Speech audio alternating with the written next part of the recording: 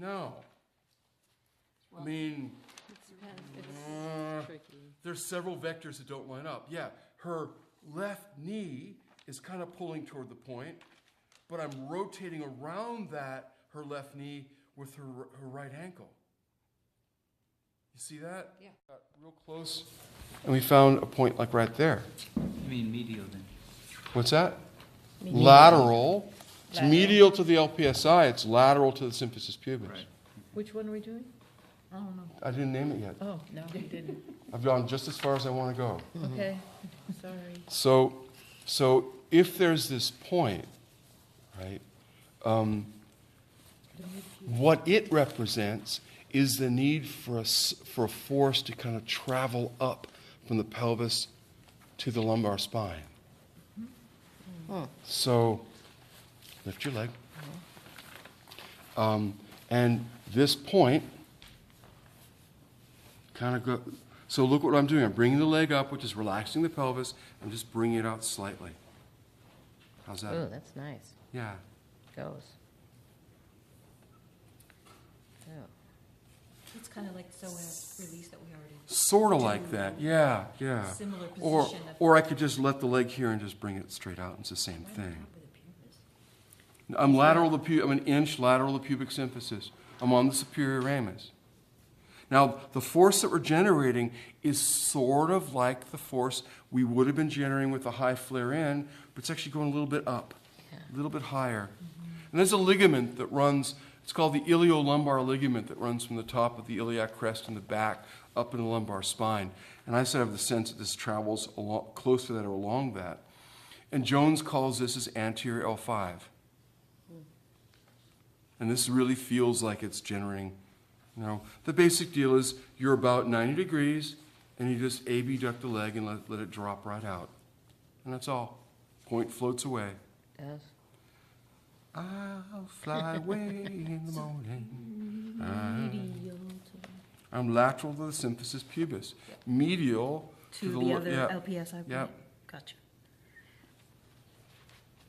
And I find myself, well, you know, if my instinct was not to include this this morning, but I was to include it when I wrote this manual, you know, it isn't one of my most often used ones, but this really will help.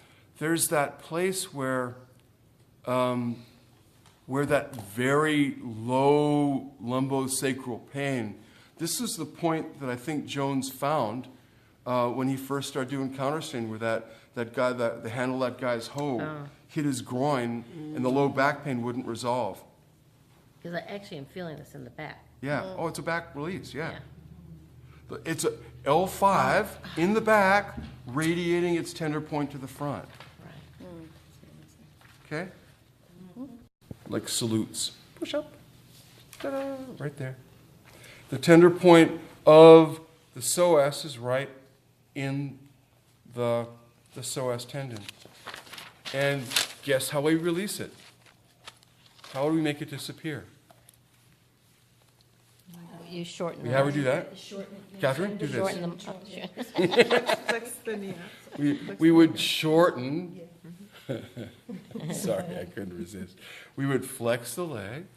We would slightly externally rotate it. And it's something we already know. Yeah. It's what you just did with the other point. No, it's not. We did this exactly. No, it's not at all.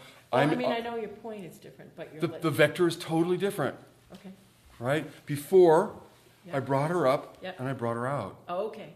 right? Up and out. And this Right? is up Does that and- look the same as Up and in. this? No. Good. So here the tender point only requires that I flex enough till it floats, externally rotate a little bit till it floats, Okay. and that's it.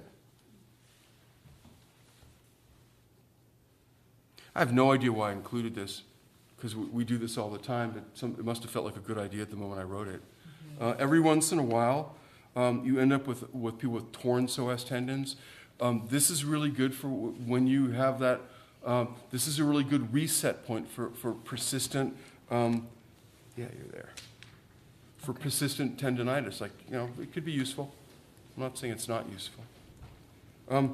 Iliotibial band runs from the side of the butt, very close to the high flare end point, Yeah. which is where the tensor fasciolata muscle is, and that band is a sinew that runs all the way down and attaches to the side of the tibia. Okay, iliac, tibial, tibia, band, right? Like the angel band, the band. Yeah, exactly. So it happens to be the gallbladder meridian travels down.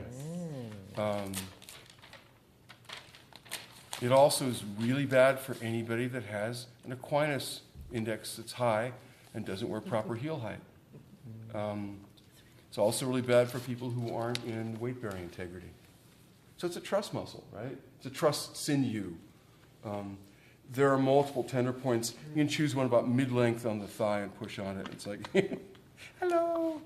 Wow. What is gallbladder? Is anger or something like that? Gallbladder, liver, angry Resentment. person. Yeah. Hello. Does this make you angry?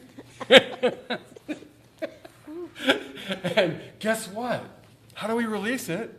Is that midway between? Yeah, I chose the midpoint. So do you know what that's called in Chinese medicine? What? They call that the big city point. Because Big people city? who live in the big city have a lot of stress there. Oh, interesting. They're always hurt. Catherine lives on a beach. Yeah. She has no stress at all. Nah. Leftover It's stress. it's basically a variation of the high flare in release. Usually it's, how's that, dear? Better, much Yeah. better. And again, I'm pushing a little bit. Yeah, Push your legs together So a no little bit. rotation. Oh, no. Neutral. Yeah, it's a pure abductor, right? The tensor fasciolata and the ITB. That's all you do. I So usually- what point does it matter? You just go for what's ever. I go about halfway, but you can find whatever's there. It looks 2/3 down. Yeah, that was the Here's the point. tibia, and Oh, here's from the tibia, I tensor put to fasciolata. the knee. Okay. Right, you're right. For the muscle itself, that's 50 down. Okay? Mm.